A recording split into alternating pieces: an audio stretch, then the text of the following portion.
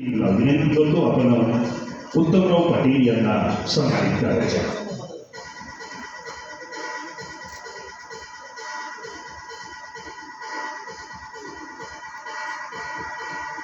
सन्माननीय उत्तमराव पाटील सत्यशोधक दिनमित्रकार मुकुंदराव पाटील स्मारक समितीचे ते सचिव आहेत, त्यांचा सन्मान या ठिकाणी अखिल महाराष्ट्र इतिहास परिषदेच्या समारोप समारंभाच्या निमित्तानं होतोय।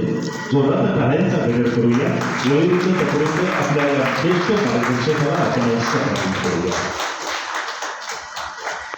यानंतर चिंचोली तालुका सिन्नर जिल्हा नाशिक येथून एक शेतकरी आहे, दुसरा कोणता संत नाही, तूच आहे देशाची शक्ती बळीराजा, म्हणून तर तुझ्यावर आहे आमची भक्ती, म्हणून तर तुझ्यावर आहे आमची भक्ती।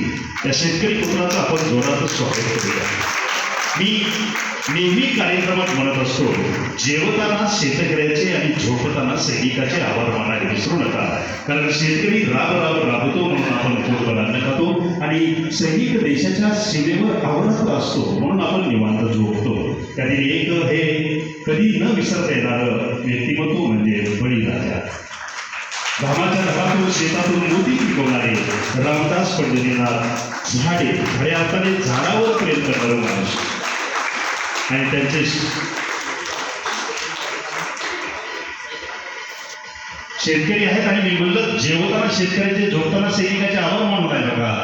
झाडे साहेब शेतकरी आहेत आणि फार वाईट वाटतं मोरे मॅडम सांगताना की त्यांचे सुपुत्र गेल्याच वर्षी शहीद झालेले आहेत। सैनिकी क्षेत्रामध्ये कर्तृत्वाचा ठसा उमटवणारा, देशासाठी आपल्या एका पुत्राचं बलिदान देणारा हा शेतकरी राजा जोरात करण्याचा।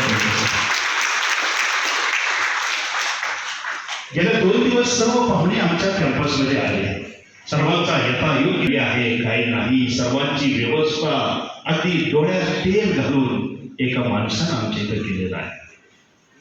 घरामध्ये पाहुणे आल्यानंतर पाहुण्याची यथायोग्य व्यवस्था करणं हे घरच्यांचं काम आहे। अगदी त्याच पद्धतीनं संस्था ही माझं घर आहे आणि माझ्या घरात आलेल्या पाहुण्यांचं व्यवस्था करणं माझं काम आहे। हे ब्रीद डोक्यात घेऊन ज्यांनी अवरात्र काम केलं त्या व्यक्तिमत्वाचा आपण सन्मान करूया।